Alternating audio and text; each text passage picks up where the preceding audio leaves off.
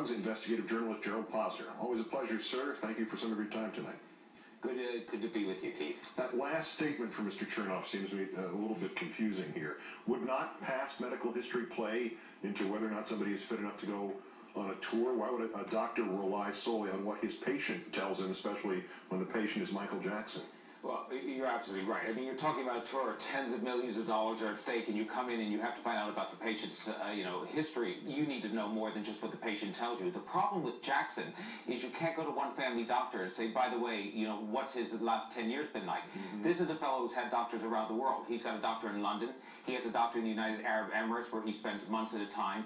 He's got a doctor on the East Coast. There's several doctors in Los Angeles. So I think that the problem with Dr. Murray is he stepped in at the wrong time. He stepped in when the star died. He came in May all of a sudden when the insurance company said, by the way, we want you to take care of him and go on tour with him. And the next thing you know, he's giving him CPR on a, quote, firm bed.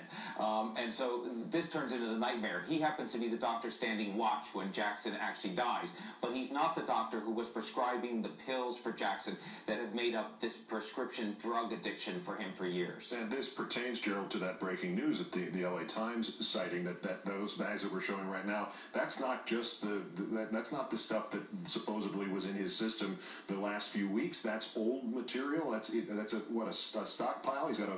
He had a library full of past prescriptions. Yeah, well, that's the great thing. The past prescription history allows the Los Angeles police to build up the case and find out who the doctors were, who were the Dr. Feelgoods in this case. Mm-hmm. For instance, I happen to live in a state in Florida in which we have drug clinics in which you can go in if you have pain, and you can, for $100 every month, walk in and get an OxyContin prescription. Mm-hmm. The great thing in Florida is they're going to start next year, but right now, you don't find out if you go to multiple doctors. So you can doctor shop. You can do 2, 3, 4 doctors at a time.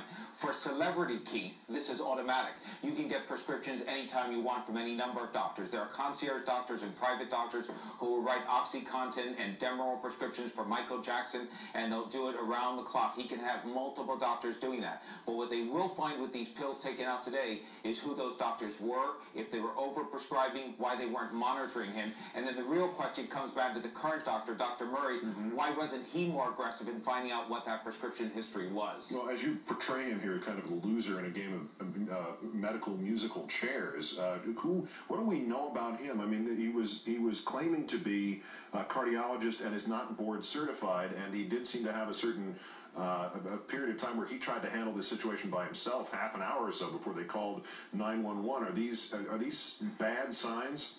It's premature. It's too early to tell. But let me tell you this thing: it's never good to have the king of pop die while you're the doctor, the only doctor at his house. And then when you're doing CPR, you have to have the CPR people, the EMT people, tell you 911 on the telephone. By the way, don't keep him on the bed.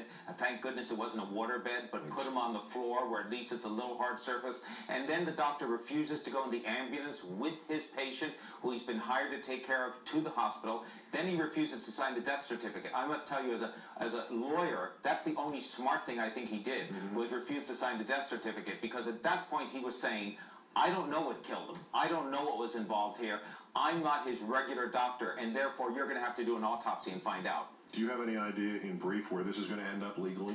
Oh, this is going to make lawyers wealthy. There are lawyers licking their chops around the country. This is going to be years of litigation. We're going to be talking about this in terms of the estate for years to come.